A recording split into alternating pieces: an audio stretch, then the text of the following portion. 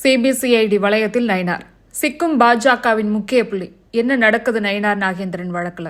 எழும்பூர் ரயில் நிலையத்திலிருந்து நெல்லை செல்லக்கூடிய ரயில்ல கடந்த ஏப்ரல் 6ஆம் தேதி இரவு உரிய ஆவணங்கள் இல்லாமல் கொண்டு செல்லப்பட்ட 4 கோடி ரூபாய் மதிப்பிலான ரொக்க பணத்தை தாம்பரம் ரயில் நிலையத்துல போலீசார் பறிமுதல் பண்ணாங்க. தேர்தல் பறக்கும் படையால பறிமுதல் செய்யப்பட்ட பணம் தொடர்பா ரயில்ல பணம் கொண்டு சென்ற சதீஷ், நவீன், பெருமாள் இவங்க 3 பேரிடம் நடத்திய விசாரணையில் இந்த பணம் நெல்லை பாஜக வேட்பாளர் நயினார் நாகேந்திரனுக்கு சொந்தமானது அப்படின்னு தெரிய வந்தது. எனவே அவரிடம் விசாரணை நடத்தணும், நெல்லை வேட்பாளர் நயினார் நாகேந்திரனை தகுதி நீக்கம் செய்யணும் என்று போர்க்கொடி தூக்கின எதிர்க்கட்சிகள். இது தொடர்பான விவகாரம் நீதிமன்றம் வரை சென்றது. இந்த நிலையில தேர்தல் பறக்கும் படையால பிடிக்கப்பட்ட பணம் சட்டவிரோத பண பரிமாற்ற தடை சட்டத்துல பட்டியலிடப்பட்ட குற்றமா கருத முடியாது அப்படின்னு சொல்லி அமலாக்கத்துறை விலகி கொண்ட நிலையில தாம்பரம் போலீசார் தொடர்ந்து விசாரணை நடத்தி 2 முறை நயினார் நாகேந்திரனுக்கு சம்மன் அனுப்புனாங்க. முதன் முறையா அவர் ஆஜராகல, 2வது முறை அவர் தரப்பில இருந்து அவகாசம் கேட்கப்பட்டது. இந்த நிலையில நயினார் நாகேந்திரன் தொடர்பான வழக்கு சிபிசிஐடி போலீசாரிடம் ஒப்படைக்கப்பட்டிருக்கு. எனவே இது தொடர்பான ஆவணங்களை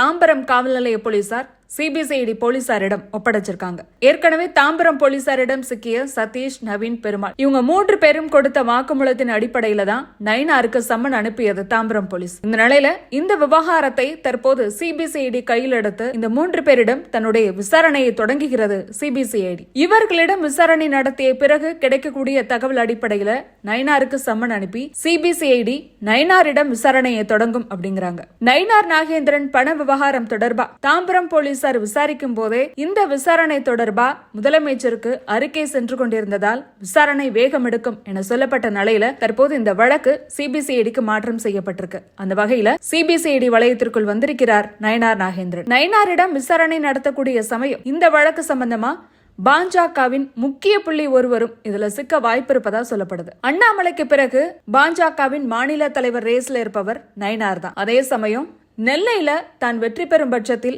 அமைச்சர் பதவியை கைப்பற்றும் முனைப்பில் இருக்கிறார் நயினார். இந்த நிலையில சிபிசிஐடி விசாரணை நயினாருக்கு ஒரு நெருக்கடி தான்.